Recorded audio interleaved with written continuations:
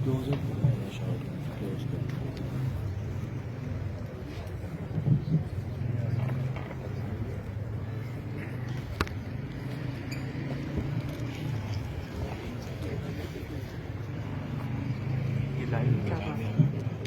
تو آپ کو پتا ہے. ٹھیک ہے، لائیو جا رہا ہے.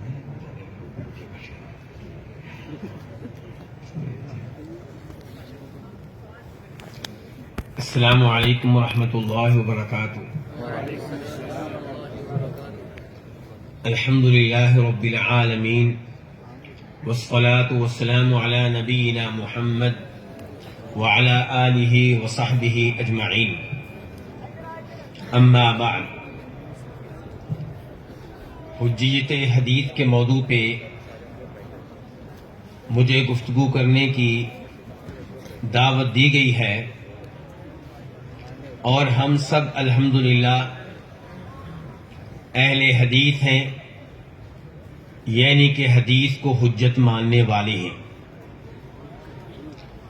اور ہم سب حدیث کی اہمیت کو، اس کے مقام و مرتبہ کو اچھی طرح جانتے اور پہچانتے ہیں. لیکن وَذَكِّرْ فَإِنَّ الذِّكْرَىٰ تَنفَعُ الْمُؤْمِنِينَ کہ نصیحت کرتے رہنا چاہیے، بات کا بار بار تذکرہ کرتے رہنا چاہیے. اس سے انسان کا ایمان تازہ ہوتا ہے اور انسان اثر نو اس چیز کی اہمیت کو جان لیتا ہے جس کے متعلق گفتگو ہو رہی ہوتی ہے. اس لیے اس موضوع پہ چند گزارشات آپ کے سامنے رکھنا چاہوں گا. مجھے معلوم ہے کہ آپ کافی تھک چکے ہیں، بھوک آپ کو لگی ہوئی ہے، لیکن شاید یہ رمضان کے مہینے کی تیاری ہو رہی ہے، اس کی پریکٹس ہو رہی ہے.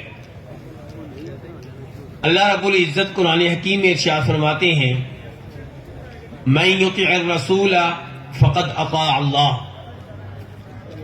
کہ جس نے نبی کریم صلی اللہ علیہ وسلم کی بات مانی، آپ کی احادیث پہ عمل کیا، اس نے دراصل اللہ رب العزت کی بات مانی. تو قرآن کریم کی اس آیت سے پتہ چلا کہ نبی علیہ الصلوۃ والسلام کی احادیث حجت ہیں. یہ قرآن کا عقیدہ ہے. نبی علیہ الصلوۃ والسلام کی احادیث دین ہے، شریعت ہے، یہ قرآن کریم کا عقیدہ ہے. اللہ رب العزت ایک اور مقام پر ارشاد فرماتے ہیں، یا ایھا الذین آمنوا اطیعوا اللہ واطیعوا الرسول، کہ اے ایمان والو، اگر آپ دعوی ایمان میں سچے ہیں تو اللہ کی بھی اطاعت کرنی ہے اور اللہ کے رسول علیہ الصلوۃ والسلام کی بھی اطاعت کرنی ہے. اور یہاں پہ غور کیجئے گا، اطیعوا اللہ واطیعوا الرسول کے مابین جو لفظ آیا ہے وہ واو ہے، ثم کا لفظ نہیں آیا، فا کا لفظ نہیں آیا. واو کا مطلب یہ ہوا کہ نبی علیہ الصلوۃ والسلام کی احادیث کا شریعت میں، دین میں وہی مقام و مرتبہ ہے جو اللہ رب العزت کی آیات اور اللہ رب العزت کے کلام کا ہے. اللہ رب العزت مزید ارشاد فرماتے ہیں، فَإِن تَنَازَعْتُمْ فِي شَيْءٍ فَرُدُّوهُ إِلَى اللَّهِ وَالرَّسُولِ إِن كُنتُمْ تُؤْمِنُونَ بِاللَّهِ وَالْيَوْمِ الْآخِرِ، کہ اگر آپ اللہ پہ ایمان رکھتے ہیں، اگر آپ کا آخرت پہ ایمان ہے، تو کسی بھی معاملے میں، کسی بھی مسئلے میں، کسی بھی چیز میں اختلاف ہو جائے تو حل کہاں سے لینا ہے؟ اللہ سے اور اللہ کے رسول علیہ الصلوۃ والسلام سے. یہاں پہ غور کیجیے گا، لفظ فی شیئن، شیئن نکرہ ہے، ان کے سیاق میں آیا ہے، عموم کا فائدہ دے رہا ہے کہ وہ مسئلہ جس میں اختلاف ہے اس کا تعلق زندگی کے کسی بھی شعبے سے ہو، عقیدے سے ہو یا احکام سے ہو، حج سے تعلق رکھتا ہو یا روزوں سے تعلق رکھتا ہو، کوئی بھی مسئلہ ہے، اس کے حل کے لیے آپ نے قرآن اور حدیث کی طرف ایک ساتھ رجوع کرنا ہے. کیونکہ یہاں پہ بھی واو کا لفظ استعمال ہوا ہے. یہ نہیں کہا گیا کہ پہلے قرآن کی طرف رجوع کریں، قرآن میں مسئلہ نہ ملے تو پھر حدیث کی طرف رجوع کریں، یہ نہیں کہا گیا. بلکہ ایک ہی وقت میں اس مسئلے کا حل آپ نے قرآن میں تلاش کرنا ہے اور نبی علیہ الصلوۃ والسلام کی احادیث میں تلاش کرنا ہے. اور اگر آپ نبی علیہ الصلوۃ والسلام کی حدیث کو یہ مقام و مرتبہ نہیں دیتے تو آپ پھر صاحب ایمان نہیں ہیں. فلا وربک لا یؤمنون حتی یحکموک فیما شجر بینہم ثم لا یجدوا فی انفسہم حرجا مما قضیت وَيُسَلِّمُوا تَسْلِيمًا کہ نبی علیہ الصلوۃ والسلام کا فیصلہ آ جائے، آپ کی حدیث آ جائے تو اسے دلی طور پہ تسلیم کرنا ہوگا. وہاں پہ تردد سے کام لینے کی اجازت نہیں ہے، چونکہ چنانچہ کرنے کی اجازت نہیں ہے. 100% اس پہ ایمان لانا ہوگا، 100% اسے تسلیم کرنا ہوگا. اور اگر ایسا نہیں ہوگا تو فَلْيَحْذَرِ الَّذِينَ يُخَالِفُونَ عَنْ أَمْرِهِ أَن تُصِيبَهُمْ فِتْنَةٌ أَوْ يُصِيبَهُمْ عَذَابٌ أَلِيمٌ کہ اگر آپ نبی علیہ الصلوۃ والسلام کی احادیث کو تسلیم نہیں کرتے، آپ کی احادیث میں وارد آپ کے اوامر انہیں آپ نہیں مانتے تو آپ کو اللہ کے عذاب سے ڈرتے رہنا چاہیے. اسی لیے تو کہا تھا جناب عبداللہ ابن عباس رضی اللہ تعالیٰ عنہما نے کہ میں تمہیں نبی علیہ الصلوۃ والسلام کی حدیث سنا رہا ہوں، میں تمہیں نبی علیہ الصلوۃ والسلام کا حکم بتا رہا ہوں اور تم اس کے مقابلے میں ابو بکر و عمر کا قول، ان کا فتویٰ پیش کر رہے ہو. مجھے خطرہ ہے کہ کہیں تمہارے اوپر آسمانوں سے پتھروں کی بارش نازل نہ ہو جائے. یہ ہے حدیث کا مقام و مرتبہ، یہ ہے حجیت حدیث. تو قرآن کریم کے ساتھ ساتھ نبی علیہ الصلوۃ والسلام کی احادیث حجت ہیں. یہ عقیدہ ہمیں قرآن سے ملتا ہے، یہ عقیدہ ہمیں نبی علیہ الصلوۃ والسلام کی احادیث سے ملتا ہے. فرماتے ہیں پیارے حبیب علیہ الصلوۃ والسلام الا انی اوتیت الکتاب ومثلہ معہ کہ لوگوں میری بات دھیان سے سن لو، جیسے مجھے قرآن ملا ہے ویسے ہی مجھے قرآن کے ساتھ ایک چیز اور ملی ہے. اور یہاں پہ بھی لفظ کیا آیا؟ مثل سے پتا چلا قرآن و حدیث کا مقام و مرتبہ ایک سا ہے. شریعت ہونے کے اعتبار سے، دین ہونے کے اعتبار سے کوئی اس میں فرق نہیں ہے. ہاں تلاوت کے لحاظ سے، دیگر امور کے لحاظ سے فرق ہو سکتا ہے، لیکن حجیت کے لحاظ سے، عمل کرنے کے لحاظ سے، اتھارٹی ہونے کے لحاظ سے قرآن و حدیث میں کوئی فرق نہیں ہے. آپ مزید فرماتے ہیں اسی حدیث میں کہ قریب ہے کہ کوئی ایسا آدمی آپ کو ملے جو آسودہ حال ہو، وہ اپنے تخت پہ بیٹھ کے یہ نعرہ لگائے کہ علیکم بالقرآن کہ لوگوں تمہاری ہدایت کے لیے قرآن کافی ہے. جس چیز کو قرآن نے حلال قرار دے دیا صرف اسی چیز کو حلال جانو، جس چیز کو قرآن نے حرام قرار دے دیا صرف اسی کو حرام جانو. فرمایا پیارے حبیب علیہ الصلوۃ والسلام نے اس کا یہ موقف درست نہیں ہوگا، اس کا یہ نظریہ درست نہیں ہوگا. میں یہ اعلان کرتا ہوں جبکہ یہ اعلان قرآن میں موجود نہیں ہے کہ پالتو گدے تمہارے لیے حلال نہیں ہے بلکہ حرام ہے. تو میرے بھائیوں، احادیث حجت ہیں. کس نے بتایا؟ قرآن نے. احادیث حجت ہیں کس نے بتایا؟ خود نبی علیہ الصلوۃ والسلام نے.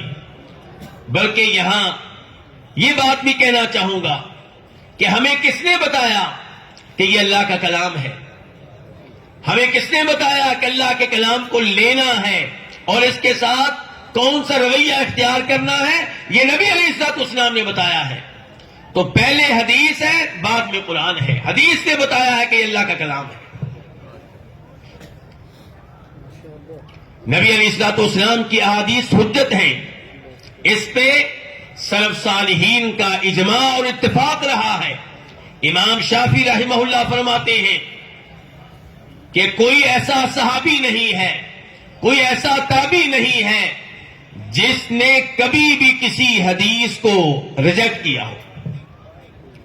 تو اس سے پتا چلا کہ احادیث حجت ہے، اس پہ سلف صالحین کا اجماع ہے. میرے بھائیوں، نبی علیہ الصلوۃ والسلام کی احادیث کو رد کرنے کی کوشش کی جاتی ہے.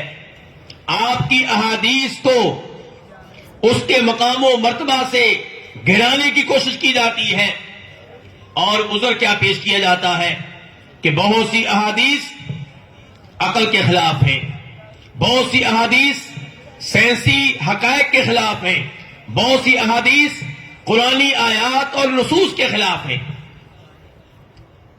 میرے بھائیوں، یہاں پہ چند چیزوں کو مد نظر رکھنا ضروری ہے کہ وہ احادیث جن کے بارے میں آپ دعویٰ کرتے ہیں کہ وہ قرآنی آیات کے خلاف ہیں، وہ سائنسی حقائق کے خلاف ہیں، وہ عقل کے خلاف ہیں، پہلے انہیں دیکھ لیں کہ محدثین کے اصولوں کی روشنی میں کیا وہ احادیث صحیح قرار پاتی ہے یا ان محدثین نے ان احادیث کو ضعیف قرار دیا ہے۔ دوسرے نمبر پہ وہ آیات جن کے بارے میں آپ کا دعویٰ ہے کہ فلاں حدیث ان آیات سے ٹکرانے کی وجہ سے مردود ہے، ناقابل قبول ہے، پہلے اس آیت پہ اچھی طرح غور کر لیں، اس کا معنی مفہوم سمجھ لیں، اس آیت کے الفاظ پہ غور کریں، اس کے سیاق و سباق پہ غور کریں، اس کے سبب نزول پہ غور کریں، پھر پتہ چلے گا کہ یہ آیت اس حدیث سے ٹکراتی ہے یا نہیں ٹکراتی۔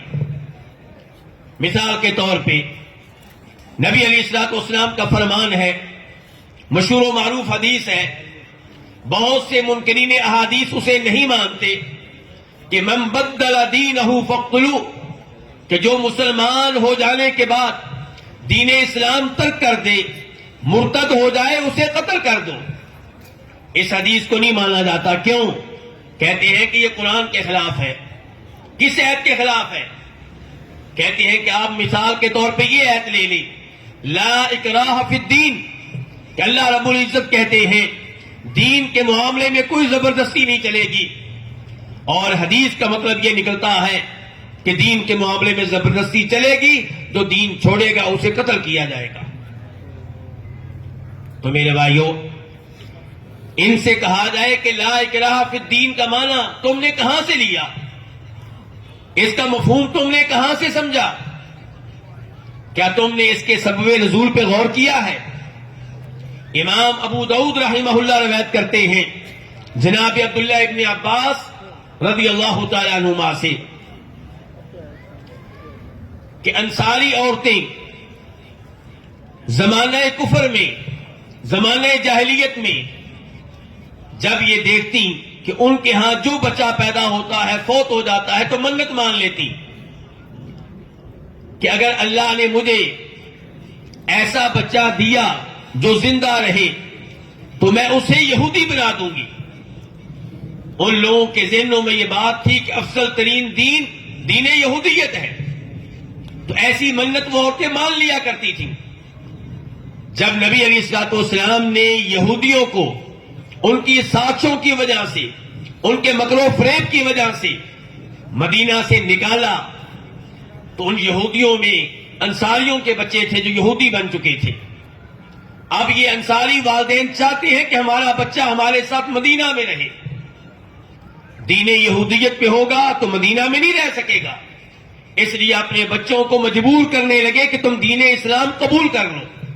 تو اللہ رب العزت نے یہ آیت نازل کی کہ لا اکراہ فی الدین، کہ جو مسلمان نہیں ہے اسے مسلمان بنانے کے لیے زبردستی کرنے کی اجازت نہیں ہے، اور حدیث کہتی ہے کہ جو مسلمان بن چکا، کلمہ پڑھ چکا، توحید اپنا چکا، وہ اگر دین اسلام کو ترک کرے گا تو اسے قتل کر دو۔ آیت اور حدیث میں کوئی تعارض نہیں ہے، کوئی ٹکراؤ نہیں ہے۔ جہاں تک تعلق ہے اس بات کا کہ بہت سی احادیث عقل کے خلاف ہیں، تو پہلا سوال یہ ہے کہ کس کی عقل کے خلاف ہے؟ کس کی عقل کو حجت مانتے ہو؟ کس کی عقل کو میزان اور ترازو مانتے ہو؟ کس کی عقل کے خلاف حدیث نکلے تو اسے ریجیکٹ کیا جائے گا؟ معیار کون ہے؟ اگر معیار صحابہ کرام ہیں اگر معیار تابعین ہیں تو صحابہ کرام اور تابعین نبی علیہ الصلوۃ والسلام سے ثابت شدہ ہر حدیث کو مان لیا کرتے تھے. ایک مثال پیش کرتا ہوں. مشہور و معروف حدیث ہے, آپ سب نے سنی ہوگی, امام بخاری بھی اسے روایت کرتے ہیں. جناب ابو ہریرہ اس کے راوی ہیں کہ نبی علیہ الصلوۃ والسلام نے فجر کی نماز پڑھائی اور پھر آپ نے تذکرہ کیا کہ ایک آدمی گائے لے کر جا رہا تھا, اچانک گائے پہ سوار ہو گیا, اس پہ بیٹھ گیا اور اس کی سست رفتاری کی وجہ سے اس کی پٹائی کرنے لگا. تو گائے نے اس کی طرف دیکھ کر کہا, اسے مخاطب کر کے کہا کہ ہمیں اللہ رب العزت نے اس کام کے لیے نہیں پیدا کیا, ہمیں اللہ نے پیدا کیا کھیتی باڑی کے لیے. صحابہ کرام تعجب سے کہنے لگے سبحان اللہ, بقرۃ تتکلم, کہ کتنی عجیب بات ہے کہ گائے نے ایک انسان سے کلام کیا, ایک انسان سے گفتگو کی. نبی علیہ الصلوۃ والسلام نے ارشاد فرمایا فإنی اؤمن بہذا انا وابو بکر وعمر, کہ یہ حدیث جس پہ تم تعجب کر رہے ہو اس پہ میرا ایمان ہے, اس پہ میرے ابو بکر اور عمر کا ایمان ہے. حدیث کے راوی جناب ابو ہریرہ کہتے ہیں کہ جب نبی علیہ الصلوۃ والسلام نے یہ کہا کہ میری اس حدیث پہ ابو بکر و عمر ایمان لاتے ہیں, تب وہ وہاں پہ موجود نہیں تھے. لیکن نبی علیہ الصلوۃ والسلام جانتے ہیں ابو بکر کا ایمان, آپ جانتے ہیں کہ عمر کا ایمان کیا ہے, اس لیے آپ نے ان کی عدم موجودگی میں شہادت دی کہ میری اس حدیث کو ابو بکر و عمر سنیں گے تو بغیر کسی تعجب کے اس پہ ایمان لائیں گے. تو اگر احادیث کے عقل کے مطابق ہونے نہ ہونے میں معیار صحابہ کرام ہیں, تابعین ہیں, تو وہ ان احادیث کو مانتے ہیں, اسی لیے ان احادیث کو روایت کرتے ہیں. اگر معیار امام بخاری, امام مسلم, امام احمد ہیں تو وہ ان احادیث کو مانتے ہیں, اسی لیے ان احادیث کو اپنی کتب میں درج کرتے ہیں. اور اگر احادیث کے عقل کے مطابق ہونے نہ ہونے میں معیار آج کل کے مفکرین ہیں, جاوید احمد غامدی ہیں, مولانا امین آصر اصلاحی ہیں, حمید الدین فراہی ہیں, تو یقیناً بہت سی احادیث ان کی عقل کے مطابق نہیں ہیں. لیکن کس ایت میں آیا تھا کہ معیار اس میں جاوید احمد غامدی ہوں گے, مولانا امین آصر اصلاحی ہوں گے, یہ کہاں پہ آیا ہے؟ میرے بھائیوں, اس معاملے میں بھی فرق کرنا چاہیے کہ وہ احادیث جن کو آپ خلاف عقل قرار دیتے ہیں, کیا وہ عقل کے خلاف ہے یا وہ ایسی احادیث ہیں جن میں ایسے امور کا تذکرہ ہوا ہے جن کا عقل ادراک نہیں کر سکتی؟ دونوں میں فرق ہے.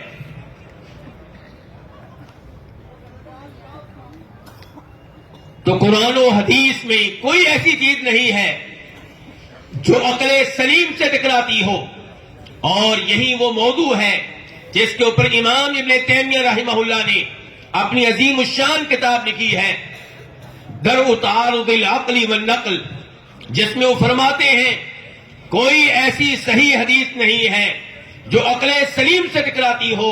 ہاں ایسی حدیث مل جائیں گی جو اس عقل سے ٹکراتی ہوگی جو عقل خراب کی جا چکی ہے, جس کو قرآن و حدیث کی بجائے کوئی دوسرا ماحول ملا ہے, کوئی دوسری سوسائٹی ملی ہے. تو ایسی عقل بہت سی احادیث کو خلاف عقل قرار دیتی ہے, لیکن جو عقل سلیم ہے, فطرت کے عین مطابق ہے, تو کوئی بھی صحیح حدیث اس سے ٹکراتی نہیں ہے. اگر پھر بھی کسی کا دعویٰ ہے کہ احادیث میں بہت سے ایسے امور آئے ہیں جنہیں عقل تسلیم کرنے کے لیے تیار نہیں ہے, تو گزارش یہ ہے کہ قرآن میں بھی کئی ایسے امور آئے ہیں جنہیں بہت سی عقلیں تسلیم کرنے کے لیے تیار نہیں ہیں. مثال کے طور پہ, کیا یہ بات تسلیم کرنا آسان ہے ان کے لیے جو عقل کا نعرہ لگاتے ہیں کہ اللہ رب العزت نے آسمانوں سے ایسا دسترخوان نازل کیا جس پہ طرح طرح کے کھانے پڑے ہوئے تھے, رکھے ہوئے تھے, ربنا انزل علينا مائدة من السماء تكون لنا عيدا لأولنا وآخرنا وآية منك وارزقنا وأنت خير الرازقين قال الله إني منزلها عليكم. کیا یہ ماننا ان لوگوں کے لیے آسان ہے جو عقل کا نعرہ لگاتے ہیں کہ ایک عصا لکڑی کا وہ سام میں تبدیل ہو گیا، پھر اس کے سامنے جو بھی چیز آئی اسے کھانا شروع کر دیا؟